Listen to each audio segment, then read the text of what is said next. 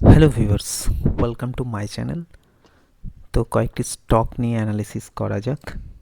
First এই next উইকে কী কী stock ভালো মোমেন্টাম নিতে পারে সেটা দেখা যাক। তো সম্পূর্ণই এডুকেশন পারপাস, বাই বা সেল আপনারা নিজের ইচ্ছে মতো করতে পারেন এবং আপনাদের সম্পূর্ণ ব্যক্তিগত ডিসিশন। আমি শুধুমাত্র চার্ট অ্যানালিসিস করে দিচ্ছি। তো চার্ট অ্যানালিসিস করে দেওয়াটাই আমার পসিবল, বাকিটা আপনাদের ইচ্ছে। তো ফার্স্ট স্টকটা নিয়েছি বাজাজ হাউজিং ফিনান্স। তো এর সাপোর্টটা কোথায় আছে সেটা সাপোর্ট লেভেল যদি আমরা দেখতে পাই, এক মিনিট একটু সরিয়ে দিই এটা। তো এটার একটা স্ট্রং সাপোর্ট জোন যদি আমি দেখতে পারি, 130 লেভেল একটা সাপোর্ট জোনের কাজ করছে। 130 লেভেল থেকে 133 এই লেভেলটা একটা ভালো সাপোর্ট জোন। এখানে আসলেই বারবার বাউন্স ব্যাক করে, মোটামুটি স্টকটি বাউন্স ব্যাক করে কিন্তু এই সব লেভেল পর্যন্ত একদম এই লেভেলটা ফার্স্ট টার্গেট রাখতে পারেন। খুব স্মল টার্গেট, 2 মানে 2-3%, দেন কিন্তু একটা ভালো টার্গেট 10%-এর কাছাকাছি রিটার্ন আসার চান্সেস থাকছে 147। আর এই ক্ষেত্রে স্টপ লস কিন্তু 124-এর কাছাকাছি হওয়া উচিত, কারণ এর নিচে গেলে স্টকটা আরও নিচে যাওয়ার চান্সেস থাকবে, কারণ এটাই একমাত্র লো আছে। লোকে কখনো ব্রেক করলে নিচের দিকে যেতে পারে। সবসময় কোনো স্টককে বুঝতে হলে হাই অ্যান্ড লোটাকে একটু খেয়াল করলে সাপোর্ট অ্যান্ড রেজিস্ট্যান্সটা খুব সহজেই বের করা যায়। এরপরে আমি ভিডিও আনবো কী করে কোনো স্টককে সাপোর্ট এবং রেজিস্ট্যান্স কী করে ড্র করা যায়, সেটার জন্য প্রাইস অ্যাকশনের উপরে ভিডিও আনবো। তো এই স্টকটা আপনাদের নজরে রাখতে পারেন। এই মুহূর্তে এটার টার্গেট হওয়া উচিত 147, এবং তারপরে যদি স্টে করতে পারে দেন কিন্তু এই টার্গেটটা অবধি যেতে পারে। তো নজরে রাখতে পারেন এই স্টকটা, বাজাজ হাউজিং ফিনান্স। তারপরে একটি স্টক কদিন আগে বলেইছিলাম, বিডিএল। সেটা আবার যদি দেখা যায়, আমি মান্থলি এখানে চার্ট রেখেছি, মান্থলি চার্টেও কিন্তু এটা ব্রেকআউট, এই সাপোর্টকে টাচ করে উপরের দিকে উঠছে। এখানে কিন্তু ব্রেকআউট লেভেল আছে। তো ফার্স্টে ডে ক্যান্ডেলে চলে ফার্স্ট একটু উইকলি চার্ট অ্যানালিসিস করা যাক। উইকলিতে দেখা যায় স্ট্রং সাপোর্ট জোন কিন্তু 1000-এর কাছাকাছি ছিল। এবার কিন্তু এই লেভেলটাকেও কিন্তু ব্রেক করার চেষ্টা করছে। 1300-এর লেভেলটা যদি ব্রেক করে, নিউ টার্গেট জোন কিন্তু বিডিএল এর খুব স্মল টার্গেট হলেও 1450, দেন কিন্তু উপরের দিকে আবার ওঠার চান্সেস দেখা যাচ্ছে। এবার যদি আমি ডেলি ক্যান্ডেলে দেখতে পাই, দেখুন ডেলি ক্যান্ডেলে যদি অ্যানালিসিস করা যায়, এই লেভেলটা কিন্তু একটা রেজিস্ট্যান্স জোন ছিল 1230 থেকে 1240। যদি খেয়াল করেন, দেখুন এখানে একটা ক্যান্ডেল, বড় ক্যান্ডেল বানিয়েছিল, এটা কিন্তু ব্রেক করতে টাইম নেয়, তারপরে কিন্তু ফল করে, এখানে আবার রিটেস্ট করে। সবসময় এই যে ক্যান্ডেলগুলো দেখবেন যা লো আবার যদি বিচার করা যায় এইখানটায়, যদি এই ক্যান্ডেল এখানে একটা লাইন যদি আমি ড্র করে দিই, আসলে এতগুলো লাইন ড্র করলে একটু দাগ বেশি হয়ে যায়, ঠিক আছে, তাও ড্র করে দিচ্ছি শুধুমাত্র প্রাইস অ্যাকশন বোঝার জন্য। দেখুন খুব ছোট করে যদি বোঝা যায়, ফার্স্ট এই লেভেলটার উপরে একদম গ্যাপ আপ ওপেন হয়, দিয়ে কিন্তু হাই বানায়।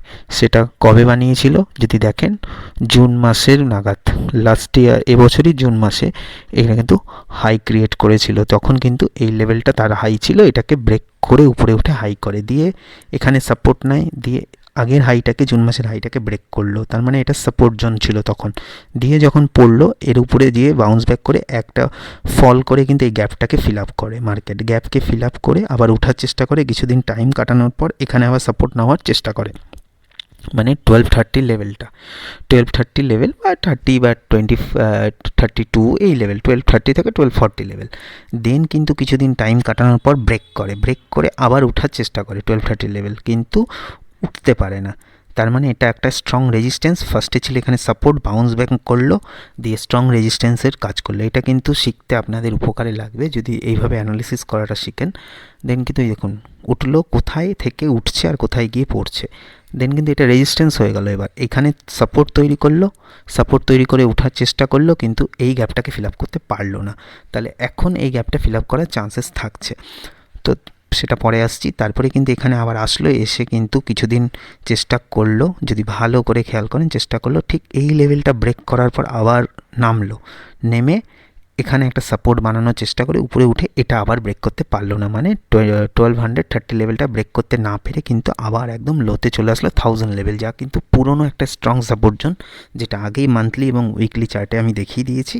এখানে সাপোর্ট নিয়ে এখন ওঠার চেষ্টা করলো। ওঠার সময় কিন্তু লাস্ট উইকে টানা এই লেভেলটাকে ব্রেক করার চেষ্টা করেছে, দেখুন হ্যামার ক্যান্ডেল বানিয়েছে, তারপরে আবার চেষ্টা করেছে, কোনোভাবেই পারেনি, লাস্টে গিয়ে কিন্তু বুলিশ একটা এনগালফিং ক্যান্ডেল বানায়, এবার কিন্তু ব্রেক করেছে এই লেভেলটা। তার মানে এখন কিন্তু সাপোর্ট, স্ট্রং সাপোর্ট জোন 1230 লেভেলটা হচ্ছে। তাহলে ফার্স্ট টার্গেট, ইনিশিয়াল টার্গেট আমরা নিতে পারি কিন্তু এই লেভেলটা, যেটা 1330-40, যেটা ইনিশিয়াল এখানে বহুবার টাইম কাটিয়েছে লাস্ট কয়েক মাস, কাপল অফ মান্থের কিন্তু ব্রেকআউট লেভেলটা কিন্তু এই লেভেলের পরেই আসবে। এই 1230 লেভেলের উপরে যদি ব্রেক করে যায় দেন কিন্তু আমরা 1420 এবং এটাকে ব্রেক করতে পারলে কিন্তু আমরা 1600 অবধি যাওয়ার চান্সেস থাকছে। খুব ভালো করে এটা এই স্টকটা বোঝালাম, এভাবেই বুঝতে পারবেন কোনো স্টককে কী করে অ্যানালিসিস করা যায়। আপনারাও কোনো একটা ওয়াচ লিস্টে অ্যাড করে কোনো একটা স্টকের চার্ট এইভাবে অ্যানালিসিস করুন, আশা করি সাপোর্ট এবং রেজিস্ট্যান্স খুব সহজে বের করতে পারবেন।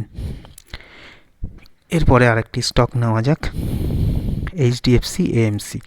এই স্টকটা হলো এইচডিএফসি ব্যাংকের এএমসি, এর কিন্তু strong support zone, 1 minute, strong support zone কিন্তু 4150 থেকে 200 পর্যন্ত, এটা একটা স্ট্রং সাপোর্ট জোন। এই যে এই রেঞ্জটা যদি দেখুন, আগের স্টকটার মতোই বুঝালাম, দেখুন এখানে ব্রেকআউট নিল, ব্রেকআউট নিয়ে এখানে এই লেভেলটা ব্রেকআউট নেওয়ার পর এখানে গিয়ে রেজিস্ট্যান্স ক্রিয়েট করে, এখানে কন্টিনিউ চেষ্টা করে ব্রেক করার, কিন্তু পারে না, আবার পরে গিয়ে এখানে আবার সাপোর্ট নেওয়ার চেষ্টা করে, গিয়ে এই লেভেলটা মানে 4530 লেভেলটাকে ব্রেক করে কিন্তু একবারে 4800 লেভেলে যায়। এখন কিন্তু আবার এই জোনটার মধ্যে লাস্ট 4 মান্থ ধরে যে জোনটার মধ্যে ছিল, ব্রেকআউট নিয়েছিল, সেটাকে কিন্তু সাপোর্ট করে রিটেস্ট করে নিয়েছে। এবার কিন্তু আবার ব্রেকআউট নেওয়ার একটা মনে হচ্ছে সময় চলে এসছে, যদি ক্যান্ডেলটা ভালোই করেছে, দেখুন যদি পজিটিভ আসে 4500-এর উপরে যদি একবার ক্লোজ করতে পারে, আমার মনে হয় 4800 মানে খুব তাড়াতাড়ি 5%-এর রিটার্ন এবং 5000 পর্যন্ত যাওয়ার একটা চান্সেস থাকছে। স্টকটা নজরে রাখতে পারেন, এইচডিএফসি এএমসি। এইচডিএফসি এএমসি হলো মানে এইচডিএফসি মিউচুয়াল ফান্ডের কোম্পানি, এটা একটু নজরে রাখতে পারেন এই স্টকটা। এরপরে অলেক্ট্রা, অনেক দিন পর আমি অলেক্ট্রা স্টকটা নিয়েছি, কারণ লাগাতার একটা রেঞ্জের মধ্যে কাটানোর পর এই সাপোর্ট ক্রিয়েট করে সাপোর্টকে ব্রেক করে অনেক নিচে চলে যায় 1400-এর কাছে, আবার কিন্তু ও আবার ওর জোনে ফিরে আসার চেষ্টা করছে। তো এখন সাপোর্ট যদি আমি দেখি 1550 একটা স্ট্রং সাপোর্ট জোন তৈরি করেছে এবং রেজিস্ট্যান্স করেছে 1660 ধরছি। এখন কোনোভাবে এই সাপোর্টে আছে, এই সাপোর্ট ব্রেক করলে কিন্তু আবার নিচের দিকে আসতে পারে এই লেভেলটা 1480। এবার যদি না ব্রেক করে 1550 লেভেল, তাহলে কিন্তু 1660 যাওয়ার চান্সেস থাকবে, এবং 1660 যদি ব্রেক করে দেন কিন্তু আমরা এই 1740-র উপরে 740 যেতে পারি, এবং ওটা ব্রেক করলে আবার উপরের দিকে 2000-এর দিকে যেতে পারি। তো ইমিডিয়েট স্মল টার্গেট 1740 এবং 1660, 5% এবং 10% দুটো টার্গেট রাখা যেতে পারে, এবং স্টপ লস কিন্তু যদি 2000-এর টার্গেট নিয়ে কেউ মিডিয়াম টার্মে হোল্ড করতে চায়, তাহলে কিন্তু একটু নিচের দিকে বাই করাটাই ভালো হবে 1500-এর কাছে, কারণ সুপার ট্রেন্ড এই জায়গাটাতেই আছে। 1500-এর কাছে বাই করে যদি কিছুদিন ওয়েট করা যায় 6 মান্থ টু 1 ইয়ার, তাহলে কিন্তু 2000 টার্গেটটা পাওয়া যেতে পারে, এবং সেক্ষেত্রে স্টপ লস হওয়া উচিত 1350। যদি 1500-এর কাছে নেয় কেউ 10% স্টপ লস বা 12% স্টপ লস, 1350টা যথেষ্ট স্টপ লস, কারণ এই ইয়ারের লো মনে হচ্ছে এটাই আছে, ইয়ারলি লো। তাহলে ইয়ারলি হাই যদি খুঁজে পাওয়া যায়, হ্যাঁ ইয়ারলি লো যদি দেখি 24-এর একদম মার্চ মাস, জানুয়ারি মাসে, হ্যাঁ এই মোটামুটি জানুয়ারি মাসের 5 তারিখে এটাই ব্রেক করেছে 13, তার মানে ওই এটাই লো আছে, খুব ভালো লেভেল 1390। তো 1350 স্টপ লস দিয়ে যদি একটু 1 ইয়ারের ভিউতে কেউ নিতে চায়, তো 2000 টার্গেট রেখে এই স্টকটা নিতে পারে। 1500-এর কাছাকাছিও যদি বাই করা যায় দেন খুব ভালো লেভেল হবে। এখন বাইকগুলো একটু উপরে হয়ে যাচ্ছে, কিন্তু শর্ট টার্মের জন্য এখানে বাই করে ছোট স্টপ লস দিয়ে উপরের দিকে একটা ছোটো 5-10% রাখা যেতে পারে। এবার একটা স্টক নিয়েছি আদানি এনসোল, খুব রিস্কি স্টক, আগেই বলে দিচ্ছি। তো প্রচুর ডাউনফল দেয়, একদম শার্প ফল 1000 লেভেল থেকে 1100 থেকে একদম 590, তারপর কিন্তু এই গ্যাপটাকে অলরেডি ফিল আপ করে একটা ভালো প্যাটার্ন বানাচ্ছে, এটাকে বলা চলে।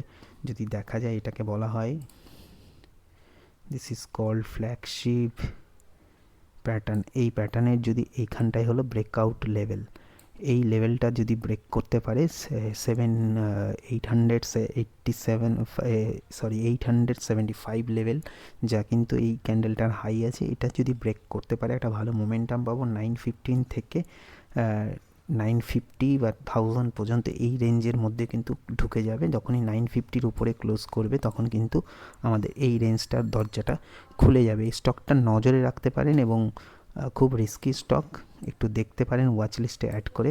প্যাটার্নটা একটু ভালো লেগেছে তাই দিয়েছি, একটু রিস্কি স্টক। এরপরে একটি নিউ আইপিও স্টক নিচ্ছি,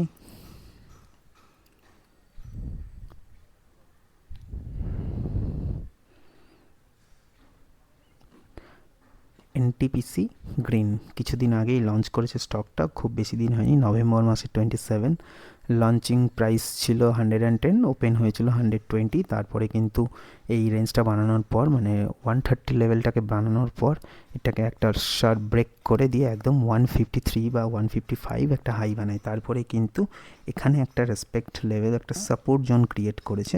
এই সাপোর্টটাকে নিয়ে আবার এখানে আবার রেজিস্ট্যান্স যায়, দিয়ে আবার এখানে সাপোর্ট নেয় 135 লেভেলটা বা 137 লেভেলে একটা সাপোর্ট জোন তৈরি করেছে। এখন এই স্টকটা যদি এই সাপোর্টটাকে ব্রেক না করে, দেন কিন্তু আমরা আবার 5 to 10% মানে 154 এবং 160-র দিকে এগিয়ে যাব।